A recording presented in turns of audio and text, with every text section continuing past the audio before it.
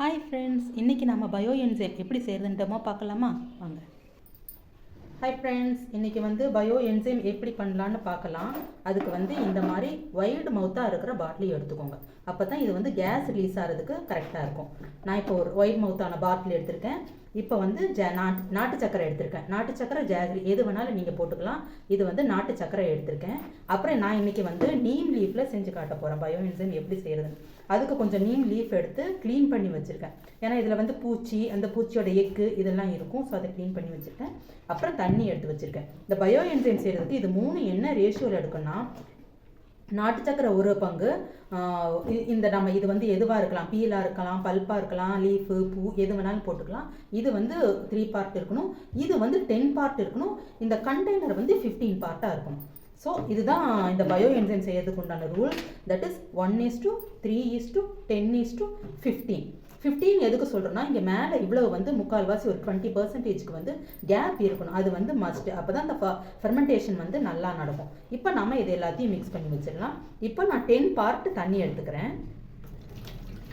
இந்த தண்ணி TDS check பண்ணிக்கோங்க. டிடிஎஸ் பிலோ 150 இருந்ததுன்னா ஃபெர்மெண்டேஷனுக்கு ரொம்ப சூப்பராக இருக்கும்.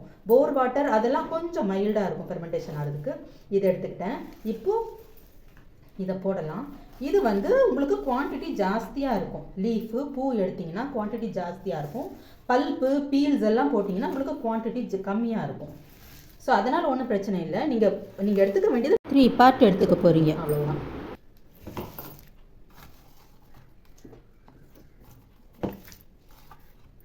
போட்டாச்சு. இப்போ 1 பார்ட் நாட்டு சக்கரை ஆர் ஜாகரி ஏதாவது ஒன்று. ஓகே, இதெல்லாத்தையும் மிக்ஸ் பண்ணி வச்சுட்டோம்.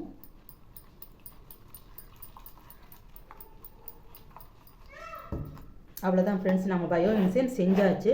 இப்போ இதை அப்படியே ஏர் டைட்டாக வைக்க போகிறோம். வச்சுட்டு டெய்லி ஒன்ஸ் இப்படி ஓப்பன் பண்ணி இப்படி க்ளோஸ் பண்ண போகிறோம். எதுக்கு அப்படி பண்ணுறோன்னா, அப்போ தான் கேஸ் ரிலீஸ் ஆகும். அப்படி ஒரு 1 மந்த்துக்கு அப்படி பண்ண போகிறோம். அப்புறம் 1 மாதம் கழித்து 2 மாதம் அடுத்த ஒரு 60 டேஸுக்கு அப்படியே ஏர் டைட்டாக வைக்க போகிறோம். ஏர் டைட்டாக வச்சுட்டுனா ஆஃப்டர் 3 மந்த்ஸ் நமக்கு சூப்பரான பயோ என்சைம் கிடச்சிரும். இவ்வளோ தான் ஃப்ரெண்ட்ஸ் பயோ என்சைம் செய்கிறது. ஸோ இந்த மாதிரி நீங்களே வீட்டில் செஞ்சு பண்ணிக்கலாம். இதுக்கு கிளாஸஸ், ஒர்க் ஷாப்பும் அவைலபிளாக இருக்குது ஃப்ரெண்ட்ஸ். வேணுன்னா நீங்கள் யூஸ் பண்ணிக்கோங்க. Okay friends, thank you. ஸோ இந்த மாதிரி பயோ என்சைம் நீங்களே வீட்டில் செஞ்சு யூஸ் பண்ணுங்கள் ஃப்ரெண்ட்ஸ். இது செய்கிறது ரொம்ப ஈஸி. இந்த வீடியோ உங்களுக்கு பிடிச்சிருந்துங்கன்னா ஞாபகமாக சப்ஸ்கிரைப் பண்ணுங்கள். உங்களுக்கு பிடிச்சவங்களுக்கு ஷேர் பண்ணுங்கள். என்னோட இன்ஸ்டாகிராம் பேஜும் நீங்கள் ஃபாலோ பண்ணிக்கலாம். அதில் நிறையா பயோ என்சைம் பற்றியும், பயோ என்சைம் சோப்ஸ் பற்றியும் நிறையா டிப்ஸ் இருக்கும் ஃப்ரெண்ட்ஸ். ஓகே ஃப்ரெண்ட்ஸ், தேங்க்யூ, பாய்.